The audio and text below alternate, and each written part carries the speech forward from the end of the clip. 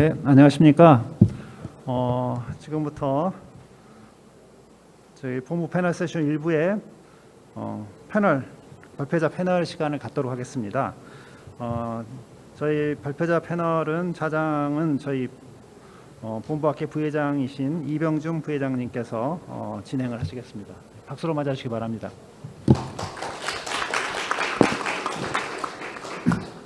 예, 지금 시간이 예정된 시간보다는 많이 늦어졌지만은 그만큼 그 내용이 굉장히 방대하고 굉장히 깊습니다. 그래서 참석하신 회원 여러분들께서 굉장히 이제 그 다양한 주제에 대해서 지금 이제 말씀을 듣고 계신데요. 제가 부족하지만은 이제 토론 진행을 좀 맡아가지고 한 40분간 진행을 하겠는데요. 저희 이제 그 본부 회장님 여러분들이 고민을 하셔가지고 지금 전문가분들을 5분을 토론자를 모셨습니다. 이제 먼저 한 분 한 분 소개를 시켜드리겠습니다. 플로어에서 보시기에 제일 오른쪽에 계신 분부터 순서대로 소개를 시켜드리겠습니다. 산업통상자원부 R&D 전략기획단 에너지산업 MD를 맡고 계신 손종락 박사님 소개시켜드리겠습니다.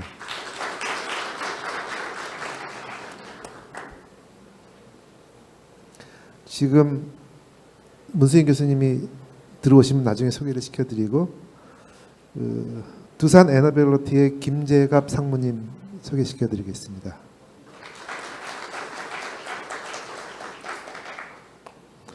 예, 한전 탄소중립전략처의 김영주 부장님 소개시켜드리겠습니다. 한국전기연구원 김슬기 본부장님 소개시켜드리겠습니다. 그리고 여러분들께서 소개를 안 시켜드려도 잘 아시는 우리 한국에너지공과대학의 문승일 교수님 소개시켜드리겠습니다. 지금 저희가 앞에서 지금 어떻게 보면은 이제 지난 6개월 동안 송경빈 교수님 이하 여러분들이 이제 수고를 해주신 그런 내용에 대한 드래프트입니다. 소개를 이제 받으셨고 토론자분들께는 한 2주 전쯤 이제 이 자료가 갔습니다. 그래서 이제 자유롭게 이 부분에 대해서 좀 의견을 개진을 이제 부탁드린 바 있고요. 지금 저희가 40분 주어진 시간 안에서 이제 대략 한 5분 플러스 마이너스라고 생각을 하시고 토론자분들의 의견을 이제 부탁을 드리고 그 다음에 좀 인터랙티브한 또 시간을 갖도록 하겠습니다.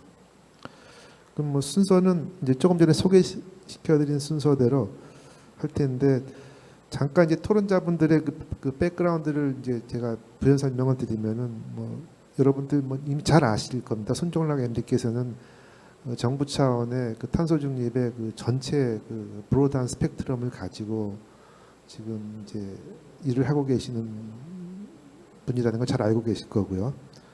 문세희 교수님은 역시 마찬가지로 저희 스마트 그리드 쪽에 특히 녹색 성장 쪽에 정책부터 세세한 기술까지 지금 많은 지금 이제 관여를 하고 계시기 때문에 굉장히 이제 넓은 식견을 가지고 계십니다.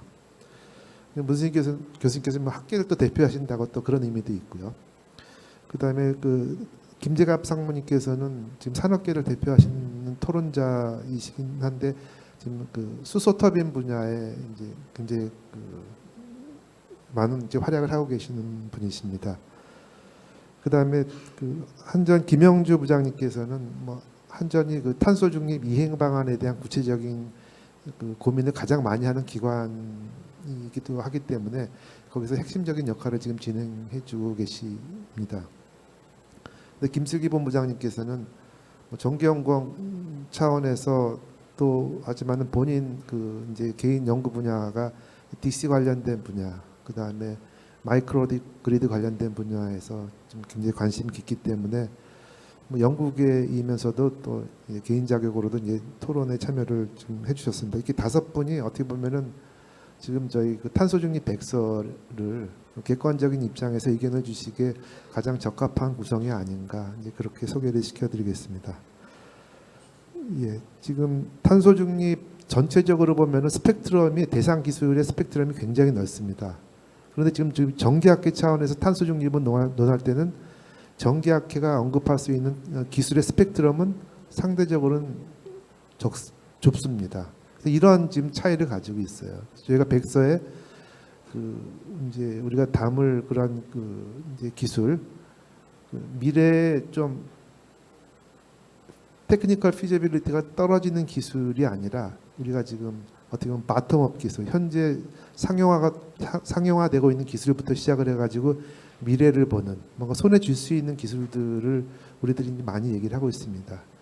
그런 관점에서 지금 외부에서 논의하는 탄소 중립에 관련된 뭐 이행 방안이라든지 시나리오와 우리 전기학회 그런 어떻게 보면 회원들 입장에서 보는 기술 사이에는 차이가 있는데 이런 간극을 우리가 백서에서 어떻게 잘 담아내느냐가 전기학회의 탄소 중립 백서의 포지셔닝 방향성에 굉장히 중요한 역할을 하리라고 생각을 합니다.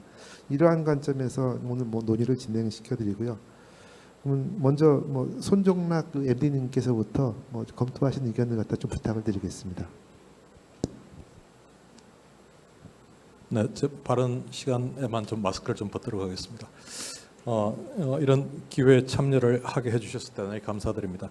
사실 전기학회에서 이런 모임이 있고 이런 활동이 있는 걸 알았더라면 처음부터 저도 좀 들어가서 좀 고민을 하고 같이 좀 토론도 하고 그랬으면 좋았겠다 싶은 생각을 많이 했습니다.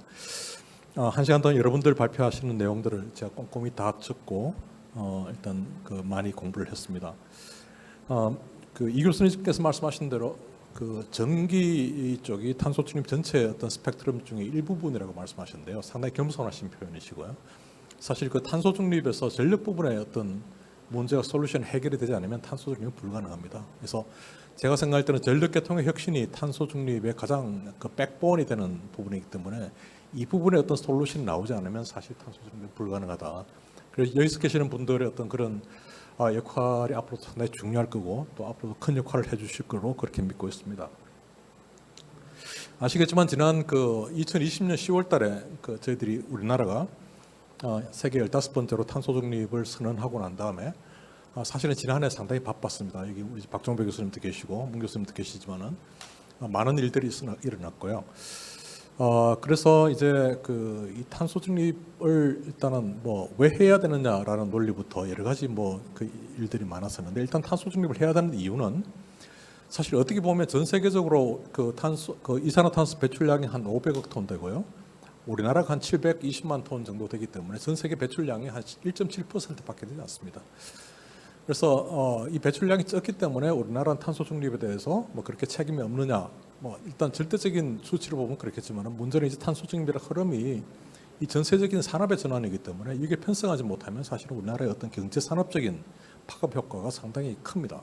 그렇기 때문에 물론 이제 환경적인 측면에서는 온실가스 배출이라는 것이 상당히 시급하지만은 궁극적으로 우리가 이 탄소 중립 분위기에서 노려야 될 부분은 결국 이 세계적인 글로벌 산업의 어떤 트렌드에 우리나라 타워가면서 이걸 기회로 활용해서 우리가 성장할 수 있는 새로운 기회를 확보해야 되기 때문에 탄소 중립이 중요하다. 저는 그렇게 보고 있습니다. 물론 이제 최근 들어서 에너지 안보 개념이 또 다시 부각하면서 조금 이슈가 조금 이렇게 밀리는 감이 있지만 사실은 EU 같은데 보면 사실 그렇지는 않거든요. 오히려 EU는 러시아 이슈 때문에 리파워 EU라는 플랜을 5월달에 제시를 하면서 기존에 제시했던 P455를 더 단축해서 달성하는 것으로, 다시 말해서 EU는 탄소 중립의 길이 에너지 안보의 길이다, 그렇게 설정을 하고 있습니다. 그래서 그런 차원에서 사실 이 탄소 중립과 에너지 안보라는 것은 딸려야 뗄 수 없는 그런 상황을 볼 수 있겠고요. 저는 어쨌든 이 탄소 중립을 시장을 통한 탄소 중립을 상당히 주장하는 편입니다. 그러니까 여러 가지 정책적으로 이렇게 탑다운 형식의 어떤 그런 것도 있어야 되겠지만은 결국에는 시장이라는 환경을 통해 가지고 분위기가 조성되면서 시장적인 경제적인 활동을 하면 탄소 중립이 되는 어떤 그런 방안이 상당히 중요하다. 그러기 위해서는 사실 우리가 소위 말하는 disruptive innovation, 파괴적인 혁신이라는 부분이 일어나야 되는 것이고요. 모두에 말씀드린 바와 같이 지금 현재 파괴적인 혁신이 가장 필요한 분야가 전력 계통의 혁신입니다. 그래서 이번 백서에서 좀 오늘 제가 많은 내용들을 담아서 공부를 했습니다만 이런 전력계통 혁신의 부분에서 어떤 그 disruptive innovation이 담길 수 있는가라는 부분에 대해서 굉장히 지금 많은 기대를 하고 있습니다. 뭐 제가 생각할 때 전력계통 혁신의 그 길은 뭐 3D라고 해서 distributed, 그러니까 분산, 그리고 그 디지털, 그리고 DC. 아마 이 세 개 키워드가 그 disruptive innovation의 아마 키워드가 되지 않을까 생각하고 계속 쳐다보고 있는 상황이고요. 물론 이제 국내에는 여러 가지 뭐 문제점이 있습니다. 뭐 탄소 중립만 바라보고 그다음에 에너지 안보만 바라보고 가기에는 뭐 전기 요금의 문제라든지 또 전력 계통의 안정성의 문제라든지 여러 가지 바운더리 컨디션이나 컨스트레인트가 심각하지만은 어쨌든 이런 허들이를 오히려 기회로 활용을 해가지고 좀 더 많은 그 우리가 기회를 만들 수 있지 않을까 그렇게 생각을 하고 있습니다. 오늘 여러분 교수님들이 발표하신 내용들을 제가 꼼꼼하게 노트북에 다 적었고요. 이 기술적인 사항에 대해서는 제가 저하고 같이 일하는 그 우리 PD님들한테 다 딜리버리하고 가능하면 우리 PD님들이 지금 그 백스 만드는 작업에 좀 더 적극적으로 참여를 해서 이 상황을 파악하도록 그렇게 제가 그 조치를 하도록 하겠습니다. 전반적으로 이제 그 오늘 발표하신 내용에 대해서 조금 소감을 몇 가지를 좀 그 소감 겸 부탁 말씀 좀 몇 가지 드리면서 제 발을 마치도록 하겠습니다. 그 사실은 이제까지 우리가 탄소 중립이라는 논의는 일종의 담론이었습니다. 왜 탄소 중립이 왜 필요하냐? 탄소 중립하기 위해서는 어떤 방향으로 가야 될 것인가? 라는 거에 대해서 시간을 한 1년 이상 우리가 소비를 했는데 이제 더 이상 이제 담론을 논하기는 너무 시급한 것 같아요. 그 담론이 아니라 결국은 액셔너블한 액션 아이템들을 만들어 가야 되는데 사실 이 보고서에 좀 그런 그 액션 아이템들이 좀 충실하게 담겼으면 좋겠다는 기대를 하고 있고요. 더 나아가서 이제 우리가 그 탄소 중립을 대응하기 위한 기술이 지금 우리가 필요한 것이냐? 물론 이제 그것도 필요하겠지만은 조금 더 거기서 일진보해서 탄소 중립을 계기로 우리 전력 산업이 혹은 전기 산업이 그 퍼스트 무브가 될 수 있는 어떤 도전적인 방향이 제시될 수 있는 그런 길이었으면 좋겠다. 특히 아까 그 한양대학교 김영래 교수님 말씀하신 그 표준 선점이라는 걸 저는 굉장히 의미 깊게 듣는데요. 그러니까 표준을 선점한다는 것은 시장을 선점한다는 것이고 시장을 선점한다는 것은 퍼스트 무브로 가는 길이기 때문에 어떤 그런 쪽으로 조금 더 도전적으로 우리가 목표를 설정해도 좋지 않겠나 어떤 그런 생각을 해봤습니다. 두 번째는 이제 그 저희들이 이제 로드맵 작업도 많이 하고 백스 작업을 많이 하는데요. 그 제 고민은 그렇습니다. 이 내용이 그냥 백스고 로드맵이면 그냥 앞으로 작성을 잘해가지고 표지를 아름답게 꾸며가지고 그냥 책장에 꽂아놓는 글로서는 안 되거든요. 이게 뭔가 정책과 연결되고 또 어떤 기술적인 그 투자 방향과 연결되게 하기 위해서는 사실은 어렵겠지만은 우선순위도 필요합니다. 그러니까 모든 기술들이 다 필요하다라기보다는 그래도 조금 더 고민하셔가지고 모든 기술들 중에서 우리 단계별로 현 정부에서 필요한 기술들, 2030 NDC를 위해서 필요한 기술들, 2050 탄소 중립을 위해 필요한 기술들이 체계적으로 뭐가 있는지를 조금 우선순위를 정해주면 조금 우리가 더 활용하기 쉽지 않나 어떤 그런 생각을 좀 해봤습니다. 그리고 또 하나 이제 마지막 이슈인데요. 이제 5개 분과별로 부문별 발표를 해주셨는데 발표 내용을 듣다 보니까 이제 여러 부문별 겹치는 부분들이 많이 눈에 띄었습니다. 특히 디지털 부분 같은 거는 많은 분과에서 어떤 이렇게 언급을 해주셨기 때문에 부문별 이슈 말고 부문 간의 이슈는 조금 백서에 담을 수 없을까? 그런 문제에 대해서 조금 고민을 해주시면 조금 더 우리가 폭넓은 솔루션을 좀 제공할 수 있는 계기가 되지 않을까 생각합니다. 굉장히 좋은 예시가 이제 반도체 산업입니다. 지금 반도체 산업 육성을 위해 가지고 정부가 엄청나게 지금 드라이브를 많이 하고 마치 반도체 산업이 안 되면 우리나라가 망할 듯이 지금 드라이브를 하고 있는데 사실 반도체 산업을 육성시키는 것은 정부가 기술적으로 해줄 수 있는 게 별로 없습니다. 삼성전자가 대한민국보다 훨씬 더 기술력이 높고요. 물론 이제 인력 양산 부분 등이 있지만은 저는 삼성전자 반도체 경쟁력 확보의 가장 에센스는 R200 확보입니다. R200 문제만 해결해주면 삼성전자는 세계에서 뭐 대만의 어떤 업체보다 훨씬 더 경쟁력을 확보할 수 있다. 저는 그렇게 믿고 있거든요. 그리고 예를 들어서 우리나라 삼성전자와 같은 어떤 그 주력 산업이 R200을 달성할 수 있는 어떤 기술적인 정책적인 방향 이런 거를 생각하면 이제 부문 내에서뿐만 아니라 부문 간의 이슈를 좀 엮어가지고 또 그런 예시를 갖고 해결책을 제시해 주면서 좀 부문 간의 이슈를 당기면 실제적으로 좀 문제를 해결하는 데 더 많은 도움이 되지 않을까 그런 생각을 들으면서 조금 많이 해봤습니다. 그래서 그런 쪽으로 조금 보완이 될 수 있으면 이 작업은 굉장히 많이 유용하게 활용될 수 있을 것 같고요. 저는 개인적인 욕심은 전력 산업을 포함한 우리나라 산업이 지금까지는 기간 산업이었습니다. 기간 산업이었다면 이란 얘기는 기존의 반도체라든지 조선 산업 등등에 필요한 에너지를 안정적으로 제공해주는 어떤 그런 역할을 했다 그러면 이제 탄소 중립 상황에서는 에너지 산업은 기간 산업이 아니라 다른 산업과 같은 주력 산업이 돼야 됩니다. 그래서 이제는 발상의 전환이 필요하다. 늘 다른 산업들을 지원해주는 산업이 아니라 이 산업 자체가 우리나라의 먹거리가 될 수 있는 그런 산업이 되었으면 좋겠다는 그런 희망을 갖고 있습니다. 그래서 어떤 그런 측면에서 조금 이 백서도 좀 더 과감하게 많은 내용들을 담아주시면 저희들이 정책적으로나 여러 가지 어떤 국가 투자 측면에서 널리 유용하게 활용이 가능할 것 같습니다. 감사합니다. 예, 여러 가지 지금 뭐 다양하게 의견을 갖다가 이제 제시해 주셨습니다. 뭐 그 중에서 가장 뭐 제가 이제 귀담아드려야 할 부분 중에 하나가 실제로 이 담론화 수준에 머물 수 있는 기술이 아니라 액션 아이템화할 수 있는 그러한 부분들. 그다음에 지금 우리가 분과 간에 쭉 나열형으로 돼 있었는데 분과들이 부문들이 연계해서 담을 수 있는 기술. 뭐 그런 부분들은 저희가 지금 미처 생각하지 못한 부분이었던 것 같습니다. 예, 감사합니다. 이따 또 뭐 혹시 자유토론 시간이 또 주어지면 그때 조금 더 논의를 하도록 하겠습니다. 다음 문수인 교수님 말씀 부탁드리겠습니다.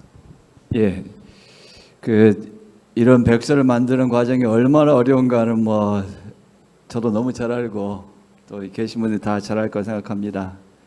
특히 이제 우리 학회는 여러 가지 입장에 계신 분들이 모여 있는 단체인데 이 단체에서 이런 걸 기획하기가 참 쉬운 일 아닌데 이걸 참 용기를 가지고 해주신 우리 회장님 그리고 위원장님께 다시 한번 감사의 말씀을 드립니다.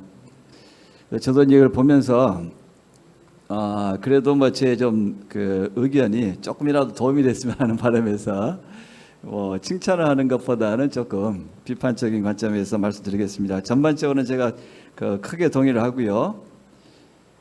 첫째는 이 백서가 주제가 좀 있었으면 좋겠어요. 제 생각에. 탄소 중립인데 탄소 중립은 사회 전반에서 일어나는 일이고 우리가 관심 갖는 건 에너지고 에너지 쪽에서 전환 분야인데 전환도 보면 두 개가 있잖아요. 하나는 소스적인 전환과 인프라, 전력망의 전환이 있다고 보는데 저의 생각에는 우리 전기학회는 좀 전력망, 그리드 쪽에 인프라 쪽에 탄소 중립 전력망의 어떤 변화에 좀 포커스 되면 어떻겠나 하는 게 제 바람입니다. 지금까지 나오는 정부의 어떤 계획을 봐도 그냥 뭐 재생에너지 얼마 들어오고 뭐 이런 얘기만 잔뜩 있지 전력망을 어떻게 바꿔간다는 얘기는 구체적인 게 없지 않습니까? 마치 이게 그냥 던져놓으면 한전이 해결할 것처럼 이렇게 돼 있어요. 절대 그렇지 않잖아요. 그리고 뭐 제 추산은 소스 쪽에 들어가는 전환 비용보다 그리드 쪽의 전환 비용이 더 클 수도 있다. 이렇게 봅니다. 그래서 이걸 조금 판단하셔가지고 뭐 이쪽을 좀 포커싱하면 좋겠다는 게 생각이고요. 그 다음에 이 백서를 누가 읽을 것인가를 처음부터 깊이 생각을 하셔야 될 것 같습니다. 이게 뭐 우리 MD님께서 너무 잘 말씀해 주셨는데 백화점식 나열이 되면 저도 읽다가 지쳐서 그냥 중간 대충 보다 말 겁니다. 그래서 되게 읽을 분들이 정책을 만들고 시행을 해야 되는 분들하고 그리고 이제 일반 국민들이 될 거예요. 그렇다면은 이 백서는 첫째는 좀 정책 위반자를 포커싱을 해야 되지 않겠는가. 그리고 좀 시간이 지나면서 국민들에게 알기 쉽도록 접근하는 것도 한 방법이라고 그렇게 생각합니다.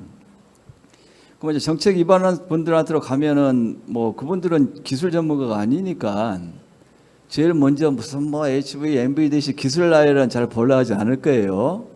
왜 이게 필요하지? 늘 들어왔는데 새로운 게 뭐지?를 이렇게 대답을 해줘야 될 것 같습니다. 이제 그 정책 제안에는 뭐 얘기 나왔지만 요금 문제, 신뢰도 기구 등등 해서 여러 가지 정부 기구라든지 역할을 바꿔야 한다는 제안을 할 텐데 그런 제안은 지금까지 수도 없이 들었어요, 양반들이. 그래서 뭐 하긴 해야 되는데 똑같은 얘기인가? 그럴 것 같고요. 그리고 이제 기술 해법은 쭉 오늘 열거된 건데 아까 뭐 MD님 100% 동의합니다. 우리 그 학회가 현실적으로 5개 분과가 있어서 뭐 작업을 하는 건 좋은데 들어보면은 겹치는 것도 있고 2개를 합치는 게 더 좋을 것 같기도 하고 또 비중을 보니까는 또 큰 그림도 있고 작은 그림도 있고 어떤 데는 좀 큰 스코프를 얘기하고 어떤 데는 너무 디테일한 것 같고 그런 게 있는 것 같아요. 그게 백화점식으로 되면은 참 읽기 어려운 백서가 될 것 같은데 제 제안은 제 부탁은 좀 분과를 작업을 이렇게 하시더라도 최종할 때는 좀 분과를 허물고 한 통으로 해야 되지 않겠는가 하는 생각이고요. 그러면은 이게 정책하는 사람들한테 제일 큰 고민거리가 뭘까? 돈 얘기겠죠, 돈. 비용이 엄청 들 겁니다. 아까 뭐 우리 첫 번째 발표 보니까는 재생에너지 뭐 예상 그 설치량은 한 600기가 추산하시더라고요. 저는 700기가 추산해요. 근데 600이나 700이나 뭐 어마어마한 숫자인 것은 그 마찬가지일 것 같고 거기에 필요로 하는 비용은 수천조가 될 겁니다. 아무리 싸게 계산해도. 그래서 이걸 지금 그 문제에서 전기 요금부터 해가지고 좀 발목이 붙잡혀 있지 않습니까? 그래서 이제 이 백서 하나로 다 풀 수는 없겠지만 저는 MD님 말씀에 정말로 동의하는 게 2가지 키워드를 좀 앞장 세웠으면 좋겠어요. 첫째는 에너지 안보. 오전에도 그 논의가 있었어요. 안보라는 얘기는 죽기 아니면 살기 얘기거든요. 죽느냐 사느냐. 그 얘기 때문에 절박한 얘기이기 때문에 뭐 우리가 생존을 위해서는 상당히 큰 돈을 쓸 수 있죠. 우리 국방비 예산 얼마나 엄청나게 크지만 그거 뭐 좀 줄였으면 좋겠지만 그걸 뭐 그거 줄이고 내가 불안하게 사고 싶은 마음은 없잖아요. 그러면 에너지 그다음에 에너지 자립입니다. 저는 사실 그 2개가 연관되어 있다고 보는데 우리 1년에 국방 예산이 얼마나 될까요? 몇십조 되죠. 1년에 우리가 에너지 수입 비용이 얼마나 된 줄 아세요? 평소에 한 200조, 올해는 훨씬 넘을 것 같아요. 그러니까 국방 예산보다 제 판단하면 대여섯 배 많은 돈을 에너지 수입 비용에 쓰고 있는데 그 어떤 의미에서는 에너지 안보 비용으로 쓰는 거잖아요. 근데 그 돈 중에 회수되는 게 거의 없잖아요. 그래서 우리가 하려고 하는 노력이 비록 돈이 드는 일이지만 잘 생각하고 잘 정책을 짜면은 그 없는 돈을 새로 만들어 쓰자는 얘기가 아니다고 들릴 수 있게 해줬으면 좋겠어요. 밖으로 나가게 될 안보 비용을 내재화시킨다. 그러면서 에너지 자립이 올라가게 되면은 결국은 우리가 예를 들면은 200조 중에서 300조 중에서 100조씩 투자해서 10년 투자하면 1000조거든요. 물론 이제 그렇게는 안 되겠지만 그 정도의 비용이 투입되면은 산업이 어마어마한 어떤 그 뭐랄까 생태계가 생기고 그냥 돌아갈 거예요. 우리가 몇 천조의 돈을 우리 정부가 무슨 재주로 세금 걷어서 합니까? 그렇게 할 정부는 없어요. 아까 독일에서도 오시라고 말씀하시던데 아마 독일 정부도 모든 나라의 정부도 이걸 산업화 시켜가지고 투자로 끌고 가야지. 세금 내서 하면 저도 반대예요. 내가 왜 그 때문에 이렇게 세금을 많이 냅니까? 방법도 없잖아요. 근데 이걸 지금 정부의 특히 우리나라 정부의 계획을 보면은 거의 모든 게 비용으로만 들려. 그러니까 부담을 느끼는 거예요. 근데 저는 비용이 필요는 하지만은 그 비용이 그냥 버리는 돈이 아니고 오히려 지금 사우디에다가 이라크에다가 돈을 버리고 있잖아요. 그 돈 중에 돌아온 게 몇 푼이나 되죠? 이런 점들을 좀 과학적으로 경제적으로 좀 제시했으면 좋겠고요. 그다음에 우리 학회에서 나오는 보고서처럼 지금도 많이 하셨지만 좀 기술적으로 챌린징하게 쓰면 어떨까요? 지금 우리가 지금 오늘 이런 보고서는 논문이 아니고 50년, 100년 후에 어쩌면 우리도 잘 모르는 미래의 기술 대안을 제시를 하는 거지. 지금 오늘 우리가 하고 있는 일을 좀 더 잘해보겠다는 것들은 굳이 여기 보고서 담지 않아도 된다고 생각합니다. 그 예의 중에 하나가 이제 어제도 사실 전기 안전 때문에 제가 토론했는데 전기 안전도 저는 전기 안전으로 어떻게 CO2를 줄이지 깜짝 놀랐어요. 근데 보니까는 뭐 안전 사고를 줄여가지고 불이 안 나면은 CO2를 줄일 수 있다. 뭐 그 틀린 얘기는 아니죠. 근데 그런 얘기로 가지고 국민들이 감동을 먹을까요? 뭐 불이야 뭐 탄소 중립과 관계없이 안전을 지키면 한다는 거 아닐까요? 오히려 예를 들어서 전기 안전 케이스를 든다면 이러한 안전을 확보해 주지 않으면 국민들이 믿고 쓰지를 않을 것이다. ESS 사고를 보지 않았느냐? ESS 화재 때문에 화재로 만들어진 CO2, 화재로 만들어진 재산 피해는 정말 급속일 수 있어요. 근데 그게 시장을 막아버리니까 수십조가 날아갔잖아요. 제가 말하는 그런 차원의 접근. 예?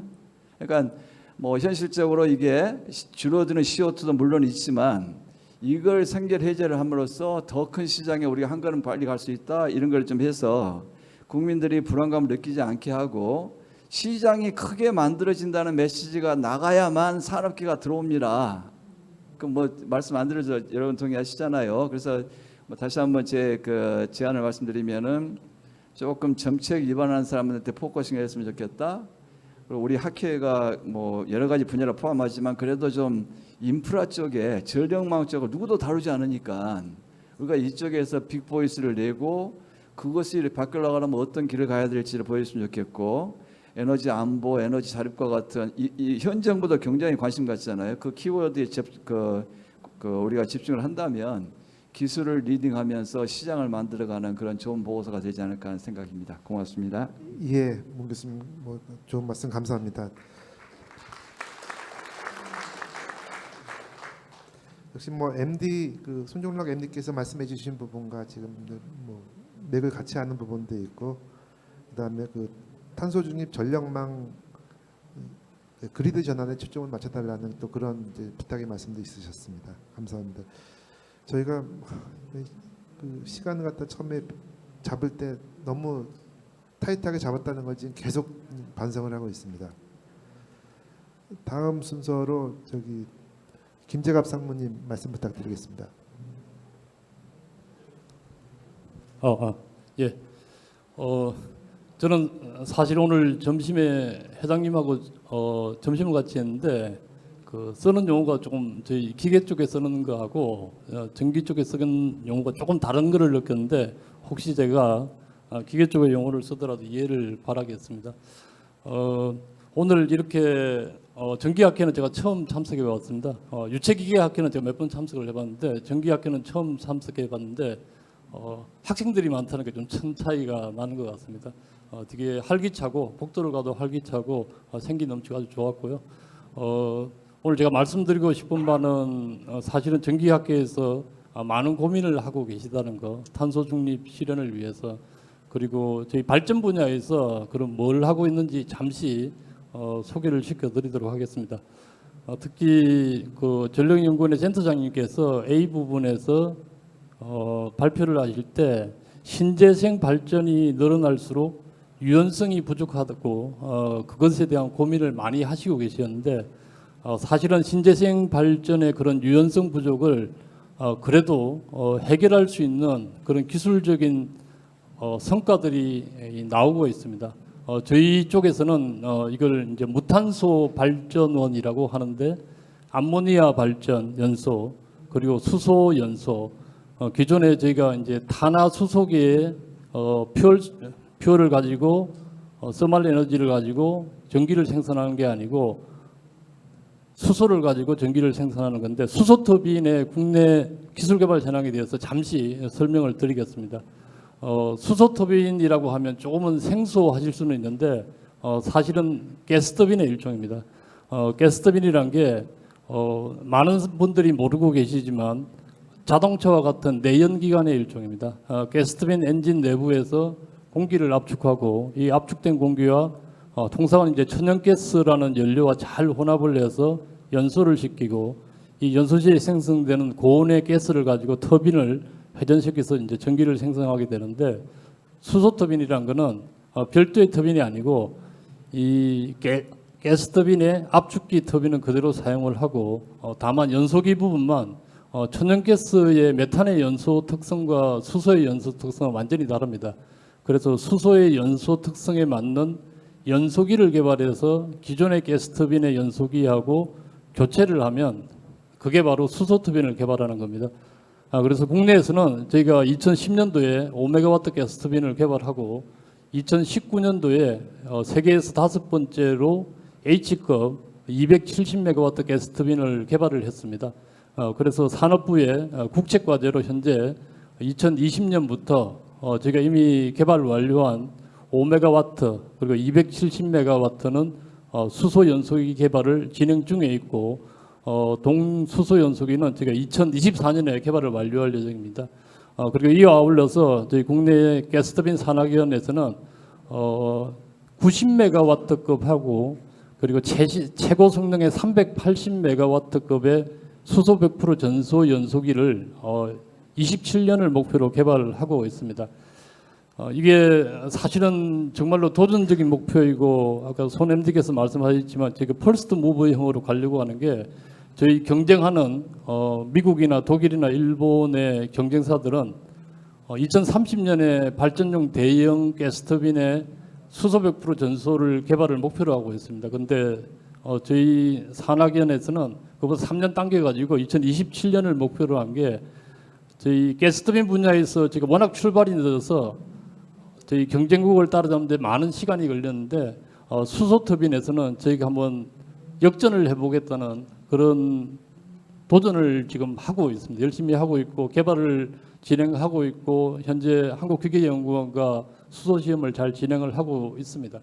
그래서 한 가지 제안 드리고 싶은 바는 제가 이렇게 2027년을 목표로 수소 연소기 100% 전소 연소기를 개발하고 있는데 근데 이제 정부에서나 이렇게 수소 경제를 얘기할 때 많은 분들이 수소 터빈을 이용한 발전이 본격 도래 시점을 2040년 전으로 보고 있습니다. 이게 수소 터빈의 기술의 개발 성과보다는 수소 인프라 구축을 아마도 많이 고려를 한 것 같습니다. 그게 좀 안타까운 부분이고 저희 바람은 이번 10차 전력 수급 계획에서부터라도 28년 이후에 국내에 신규 보급되는 복합 화력에서 수소 겸용 가스터빈, 하이드로젠 레디 가스터빈을 보급하게 된다면 수소 터빈의 가장 큰 장점이 수소 인프라가 만약에 구축이 되지 않으면 천연가스로 발전을 할 수가 있습니다. 그게 수소 터빈의 가장 큰 장점이기 때문에 제가 28년 이후에 수소 겸용 가스터빈 적용으로 전력 수급 계획을 잡는다면 초기에 만약에 수소 인프라가 갖춰지지 않으면 천연가스로 발전을 하고 수소 인프라가 갖춰지는 대로 이 구축한 복합화력 발전소를 수소 터빈을 이용한 복합화력 발전소로 100% 무탄소 전원으로 그렇게 전환이 가능할 것 같습니다. 그리고 이게 아까 손 MD께서 저희 삼성전자를 도와주는 게 R200을 만족시켜 주는 거라고 했는데 사실 그게 뭐 물리적으로 수소 터빈이 안 나오면 암모니아 연소를 하지 않으면 불가능합니다. 그래서 저희 가스터빈 산학위원회에서 열심히 개발을 하고 또 초기에 그렇게 이제 새로운 기술이 개발되면 초기 보급 사업이 중요한데 그런 부분에서 정책적인 배려가 되면 당연히 저희 국내에서 개발한 수소 터빈을 가지고 뭐 삼성전자나 국내 산업계에 저희 R200을 만족시킬 수 있는 그런 발전 부분에서 지원이 가능할 것 같습니다. 예, 감사합니다. 예, 감사합니다. 우리가 지금 뭐 탄소 중립을 얘기를 하면서 섹터 커플링, 저장의 그 수소의 형태라고 얘기는 많이 하지만은 지금 저희 백서에서는 수소 그 섹터 커플링에 관련된 스펙트럼을 아직 포함시키지 못하고 있는 것 같습니다. 그래서 김재갑 상무님 말씀해주신 부분이 뭐 저희가 좀 이제 그 전력정책위원회에서도 좀 고려를 좀 해주셨으면 하는 그러한 주문이기도 하신 것 같습니다. 말씀 감사드리고요. 그럼 다음 순서로 그 한국전력공사의 그 김영주 부장님께서 말씀해 주시겠습니다. 네, 안녕하십니까, 김용주입니다.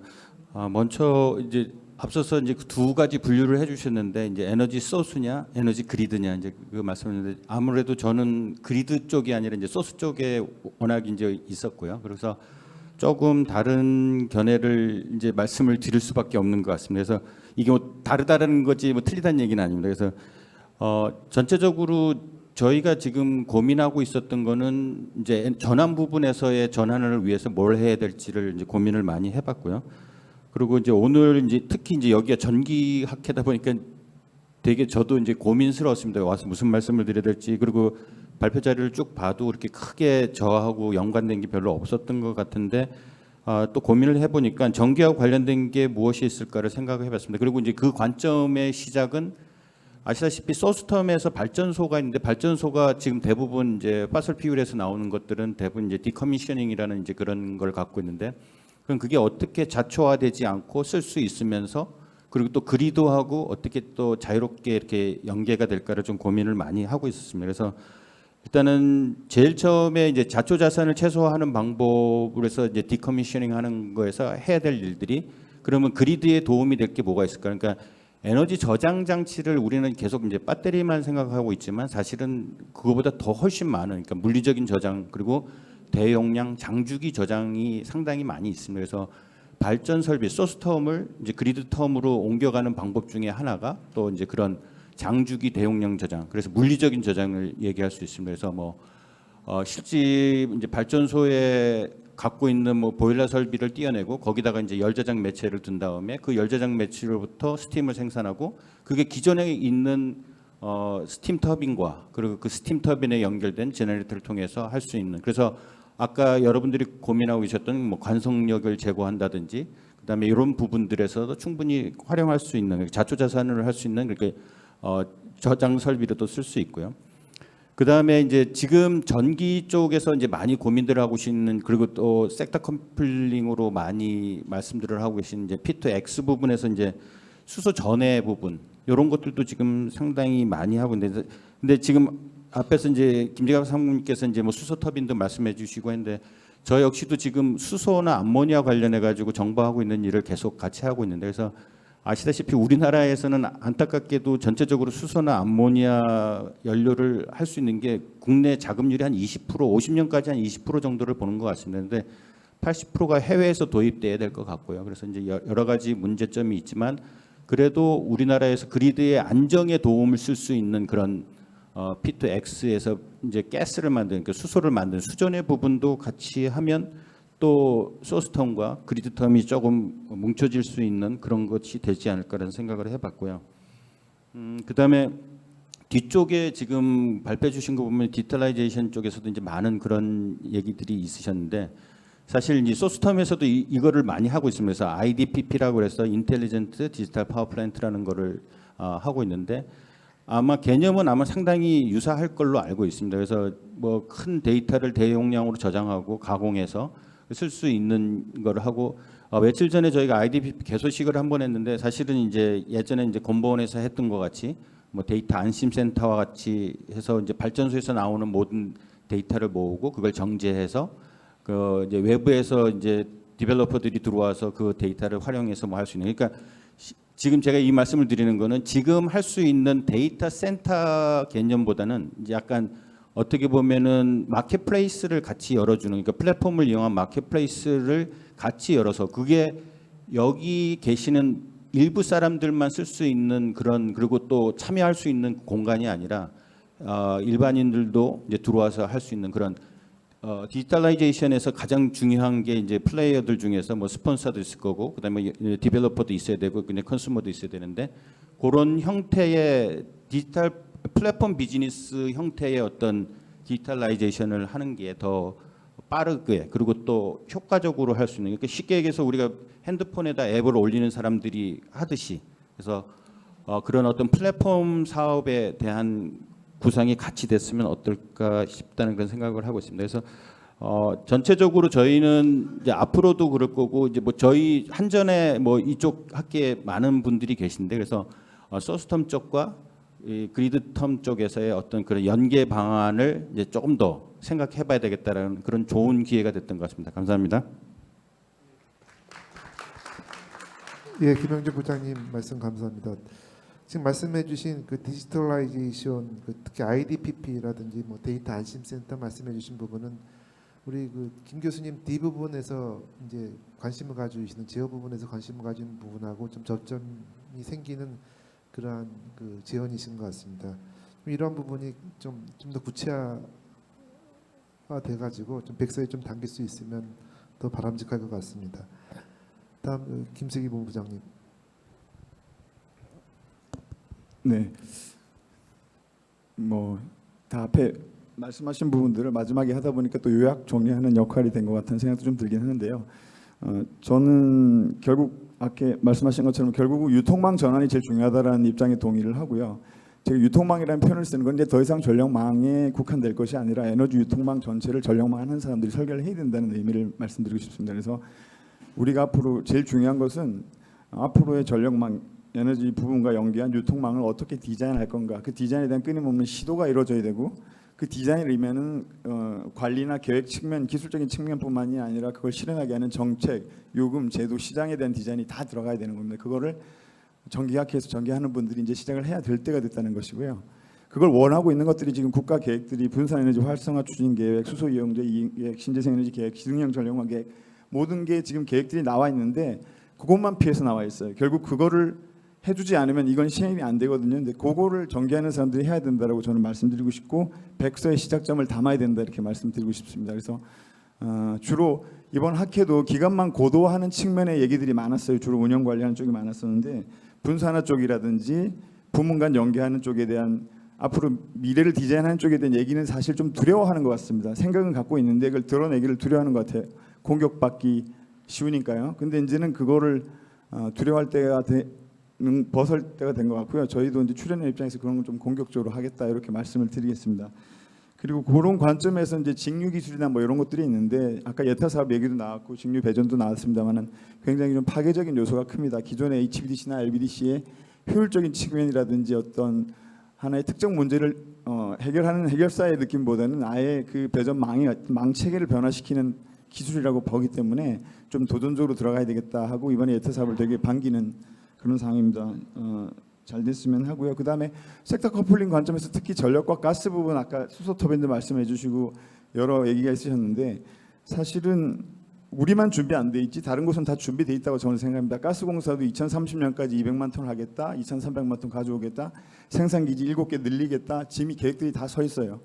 그러니까 자기들이 건들 수 있는 지금 생산기지 짓고 망을 어떻게 늘리겠다는 계획들이 이미 다 나와 있습니다. 그 다음에 이미 주중 같은 데서 수소 터빈 어떻게 하겠다, 다른 요소들은 다 갖춰져 있어요. 결국은 전력망에서 어떻게 연계해주겠다, 어떻게 연결하겠다는 것만 빠져 있습니다. 그것만 우리가 안 하고 있습니다. 못 하고 있는 게 아니라 이제는 해야 될 때라는 얘기를 말씀을 드리고 싶은 거고요.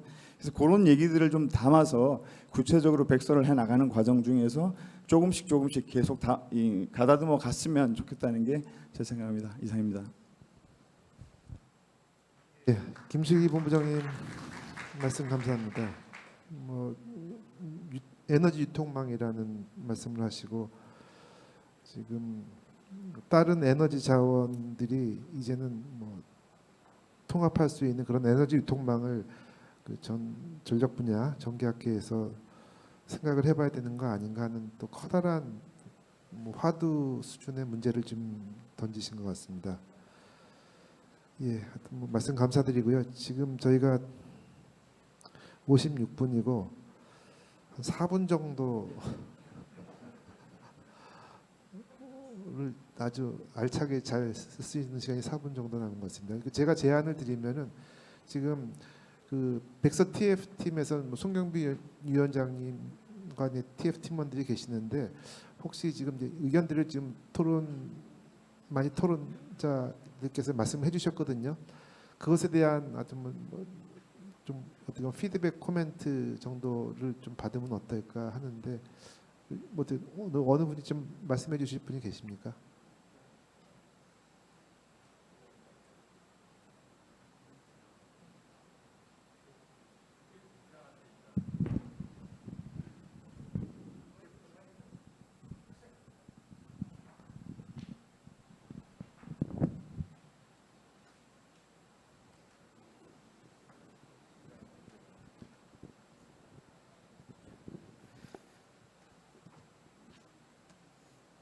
예, TF 팀장님들이 세부적으로 그동안 6개월 동안 열심히 노력하셔서 발표해 주셨는데요. 맞습니다. 이제 첫 걸음이고 여러분 패널 세션에서 지적하신 것은 저도 대단히 공감하고 있습니다. 우리가 작년에 탄소 중립에 대한 그 로드맵이 정해졌을 때 비용 부분이 나오지 않았었습니다. 사실은 일을 해야 되는데 예산과 인력이 없으면 목표 갈 수 없죠. 지금도 여전히 우리 총론은 방향이 어느 정도 다 거대 담론에는 대부분 동의하는 것 같습니다. 근데 이제 강론에 가서 비용이라고 할지 이런 것들이 기술의 우선순위가 정해지면 그거에 따른 비용이 나와야 되겠죠. 우리가 기후 변화가 되면서 강남이 물에 잠기는 걸 봤어요. 그럼 하수구를 크게 반드시 뚫어야 됩니다. 우리가 서울에 교통이 막히는 걸 봤습니다. 그러니까 처음에는 길을 뚫었습니다. 뚫다 보니까 뚫어도 불가능합니다. 그러니까 주차장을 줄여서 정책을 변화시켰어요. 그런데 제가 이제 텍사스에서 공부를 했는데요. 텍사스는 한 5, 6년에 어떤 때는 7, 8년에 한 번 눈이 옵니다. 그러면 그냥 셧다운 시킵니다. 제설 장비를 두지 않습니다. 자, 그럼 우리 전력 계통은 신재생 에너지가 50년까지 굉장히 많이 늘어날 거예요. 그 양을 우리는 계산한 건 2020년, 22년에서 2050년 탄소 중립 제로로 만들기 위해서 선을 긋고 거기에 필요한 신재생 에너지 믹스를 정하고 신재생 에너지 양을 정했습니다. 과연 그럼 그 양을 우리나라 국토에서 생산해낼 수 있는지 시간 프레임에 대한 계획이 사실 없습니다. 그거에 따른 예산이 필요할 텐데 예산을 수립해야 될 겁니다. 그리고 패널 분께서 말씀하신 대로 각각 그 예산에 대해서 좋은 의견입니다. 시장에 맡겨서 비즈니스 모델로 가자. 근데 지금 이 탄소 중립으로 가는 궤도에 있어서 비즈니스 모델이 안 나오면 우리는 안 갈 겁니다. 안 갈 겁니까? 에너지 안 보이기 때문에 우리가 어디까지 어떻게 갈 건지 이제는 총론에서 강론 부분을 ABCD가 각각 준비하면서 여러분이 준비한 걸 말씀하신 걸 명심해서 가야 될 것 같고요. 저는 또 하나는 우리가 건설 사업으로 굉장히 발전할 때 성수대교가 무너졌습니다. 근데 성수대교는 건설을 설계를 잘해서 감리를 해서 건설했으면 그런 일이 없을 겁니다. 우리는 탄소 중립으로 가면서 개통이 많이 보강되고 여러 가지 ESS나 기타 장비들이 많이 들어올 겁니다. 그럴 때 EMS는 누가 구축하면 누가 감리해서 정말 잘 돌아가는 시스템으로 운영할까요? 우리 AMI를 스마트 그리드로 여태까지 해왔어요. 그러면 이 AMI 시스템은 완성되었나요? 이 감리는 어떻게 할 거죠? 그게 기능이 어떻게 될 겁니까? 즉 우리의 탄소 중립에 갈 때 여러 가지 보조 시스템들의 IT 시스템들을 포함해서 이 보조 시스템들의 감리하고 이런 것을 검증할 시스템의 절차는 어떻게 가져갈 건지 그런 것에 대한 두서없이 이런 전반적인 의견을 저도 한번 예. 패널 분들께 여쭙겠습니다. 예, 좀 감사합니다. 지금 뭐 어떻게 보면은 지금 이제 탄소 중립 백서 작업이 시작돼 가지고 지금 거의 뭐 바삐 6개월을 보내셨고 이제 한번 우리가 점검을 하는 그러한 시기인 것 같습니다. 그래서 그 토론위원님들께서 말씀해주신 부분, 손종락 MD께서 일단 뭐 정부 차원에서 지금 탄소 중립을 바라보시면서 아까 기술을 크게 분산화, 디지털화, 그다음에 DC와 이런 키워드들을 정부 차원에서 가지고 계시다는 말씀을 해주셨고, 또 한 가지는 그 부분 ABCD 부분 간의 어떤 개별화보다는 그것을 시너지를 이룰 수 있는 그런 방안을 백서에서 고민을 한 예라도 이제 해주셨으면 하는 그런 주문이 있었습니다. 근데 기회를 같이 해가지고 이제 문승인 교수님도 이게 정책 위반자를 대상으로 해서 백서가 쓰여졌으면 바람직할 것 같다는 그런 의견을 주시면서 이제 그리드 전환, 이제 전환 부분에서 그리드 전환의 필요성을 이제 에너지 안보, 에너지 자립 이러한 말씀을 또 같이 해주셨습니다. 그다음에 전기 안전을 예로 말씀해 주셨는데 그러한 부분은 이 부분에서도 그 백서 작업에 많이 도움이 되리라 생각을 합니다.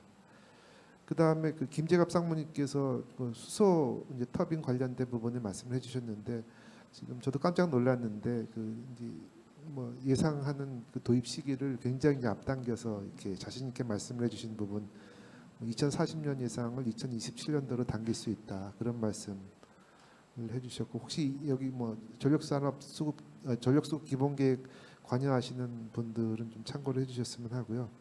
그다음에 김용주 부장님은 그 전환 부분에서 소스와 그리드가 이제 분리되는 것보다는 어떻게 보면은 같은 이제 그 연계시켜서 같이 이제 생각을 할 수 있는 부분이 있다. 그다음에 우리 D 부분에서 아까 제시해 주신 그런 정보 제어 관련돼 가지고 그 IDPP 그런 이그샘플들을 소개를 해 주시면서 뭔가 백서가 조금 완성도를 높일 수 있는 그 풍부한 리소스를 갖다가 이제 말씀해 주신 것 같습니다. 끝으로 김슬기 본부장님이 어떻게 보면 큰 돌을 던지셨는데 에너지 유통망이라는 큰 돌을 던지셨는데 이 부분은 김수기 본부장님도 아예 백서 작업에 같이 좀 참여를 하셔가지고 좀 도움을 좀 주시는 게 어떤가 그런 생각도 해봤습니다.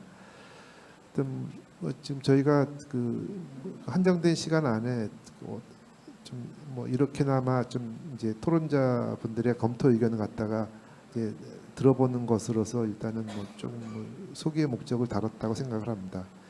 다음에 가을에 회장님께서 조금 이제 좀 더 완성도 있는 백서를 가지고 이런 공청회 성격의 이제 자리를 또 계획을 하고 계시니까 오늘 참석해 주신 토론자분들께 다음에는 조금 더 완성도 있는 백서를 갖다 이제 보여드리겠다는 그러한 말씀을 끝으로 혹시 회장님 마지막으로 좀 말씀 있으면 좀 마무리 좀 말씀 부탁드리겠습니다.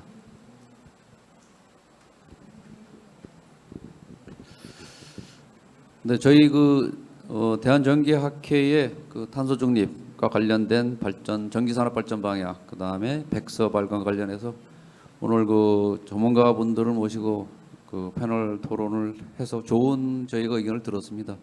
중요한 단어만 생각해봐도 액션 아이템, 도전, 우선순위, 부문 간 부문별 연계, 그 다음에 실질적인 전력망 설계, 그 다음에 그리드와 소스의 연계 플랫폼 이런 얘기들을 많이 들었습니다. 그래서 그런 것들을 저희가 반드시 이 백서에 반영을 해서 11월에는 저희가 보다 완성도 있는 내용으로 해서 정책 입안자, 즉 국가를 대상으로 한 에너지 안보 자립을 고려한 이런 백서를 저희가 발간하도록 노력을 하겠습니다. 11월에 아마 기대를 해도 좋을 것 같습니다. 이렇게 좋은 의견도 주시고 해서 이 밖에 회원 여러분들께서도 여기에 대한 많은 관심을 가져주시고 전기학회가 대한민국의 탄소 중립 2050을 실현하는 데 있어서 주역이 될 수 있도록 좀 많은 관심 가져주시고 저희가 이게 올 1회만 하는 것이 아니고 차차기 이렇게 해서 계속 매년